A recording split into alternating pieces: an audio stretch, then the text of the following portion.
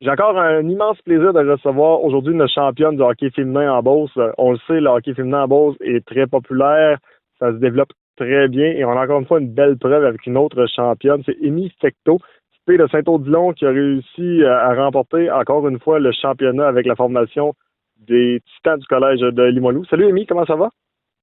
Ça va bien, merci. Amy, encore une fois, une saison de rêve. Je pense que pour conclure ta carrière collégiale, tu ne pouvais pas demander mieux. Un championnat avec ta sœur et en plus inscrire le but vainqueur en finale. Non, c'est certain. Après une saison comme on a eu, c'est sûr que le championnat, c'était notre but ultime, là. Puis, ouais, c'est très le fun qu'on l'ait gagné. C'est quoi la plus grande particularité, la plus grande différence entre cette année et l'an passé? Parce que l'an passé aussi, vous l'aviez remporté le championnat. De le remporter 2 fois de fil, c'est vrai que c'est vraiment plus dur? Oui, c'est sûr que là, on a beaucoup de pression. Je crois que les autres équipes dans la Ligue espèrent que c'est pas nous qui va gagner encore une autre année. Mais là, cette année, ce qui a été différent, c'est qu'on l'a gagné devant nos spectateurs à la maison. Donc, on avait beaucoup d'énergie. Les partisans étaient en feu. L'Arpidrome était pleine. Donc, non, on avait vraiment beaucoup d'énergie par nos spectateurs. Donc, oui, c'était vraiment le fun. À quel point cette année aussi de jouer avec ta sœur, ça a été motivant parce que tu as été vraiment dominante. Tu as toujours été une excellente joueuse du côté de l'attaque de Limoilou, même dans les années passées, mais cette année, je pense que tu t'es démarqué encore plus. Puis j'ai l'impression que d'avoir joué avec ta sœur, ça t'a donné un petit élan de plus. Oui, c'est sûr que d'avoir joué avec moi c'était vraiment bien. On jouait parfois sur le même trio. Donc, quand on jouait sur le même trio, on se voyait sur la glace. Donc, c'est sûr que ça allait bien. Mais non, on s'encourageait entre nous, puis non, c'était vraiment plaisant. C'est déjà officiel, tu vas te joindre l'an prochain à la formation de Concordia universitaire. Tu vas aller rejoindre tes anciennes coéquipières Rosalie Bégin et Audriane Rodrigue. Je suis convaincu que quand même tu t'es déjà un peu tenu au courant de comment ça se passait là-bas avec coach Julie Chu. Comment tu vois ça l'an prochain? J'ai vraiment hâte à l'an prochain, là. C'est sûr qu'avec un staff de coach comme Concordia, on n'a pas le choix de s'améliorer.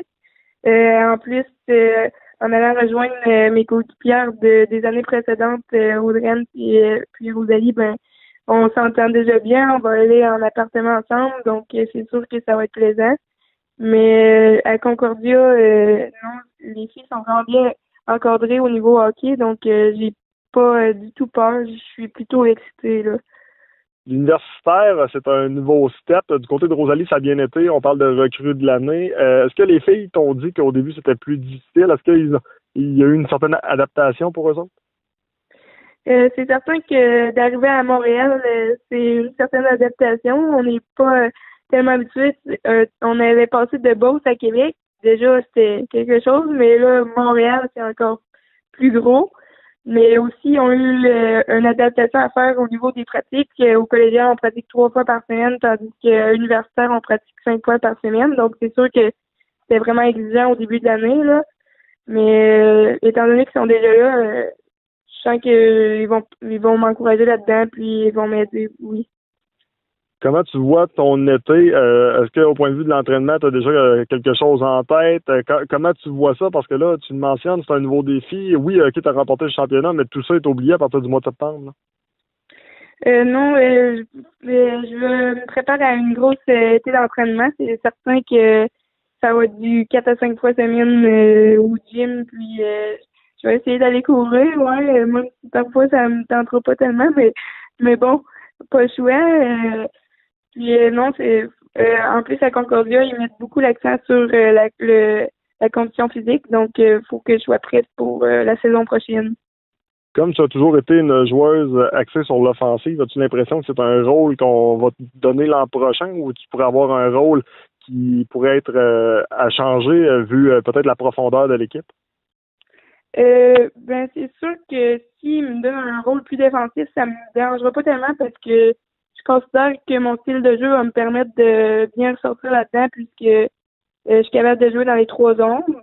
Mais je crois que je vais être capable de faire ma place dans l'équipe aussi pour avoir un rôle plus offensif dès mon entrée universitaire. La fameuse question, vas-tu conserver le numéro 29, qui est en l'honneur de Marie-Philippe Poulain? C'est une grosse question.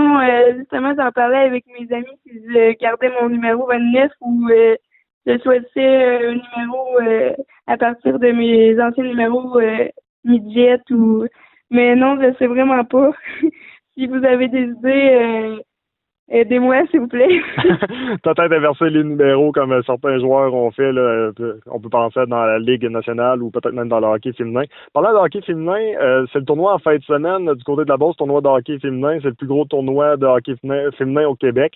Parle-moi un petit peu de peut-être l'évolution du sport pour le hockey féminin en Beauce. C'est considérable de voir à quel point non seulement les athlètes font parler d'eux maintenant, mais à quel point ce sport-là a pris de l'ampleur, pas juste ici en Beauce, mais un peu partout au Québec. Oui, on met beaucoup d'importance sur le développement du hockey féminin au Québec. On a vu le passage de Marc-Philippe qui a beaucoup aidé les petites filles regardent Marc-Philippe, puis ils veulent faire comme elle, mais aussi il y a des programmes pour les filles qui font leur premier coup de patin, on leur donne un équipement, puis ils peuvent se pratiquer sur la glace. Ensuite, nous, on fait un tournoi de hockey féminin à Québec. On met beaucoup d'emphase là-dessus. Puis, non, je trouve ça vraiment plaisant, ce qui se passe au niveau du hockey féminin. C'est sûr que là, avec la Ligue canadienne qui vient de fermer, c'est un peu décevant, là, mais moi. Ben, je pense qu'il y a quand même de l'espoir de peut-être revoir des équipes, au moins du côté de Montréal. On parlait également de possiblement de Toronto. Et il y a une bonne nouvelle aussi qui est apparue dernièrement. On l'a su ça dernièrement. Tu vas aller faire un petit tour en Chine pour aller promouvoir le hockey féminin. C'est cool, ça. Oui, on est vraiment choyés d'aller en Chine.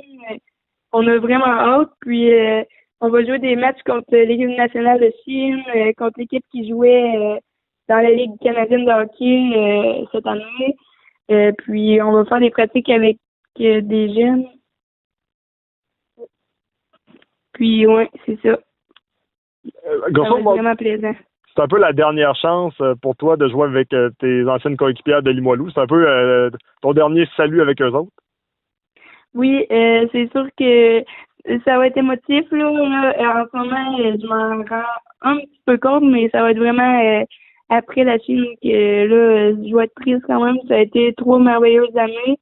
Je crois que j'ai fait le bon choix en choisissant Limoilou, là. C'est la meilleure équipe collégiale selon moi, pour tout ce qui est le hockey, l'école.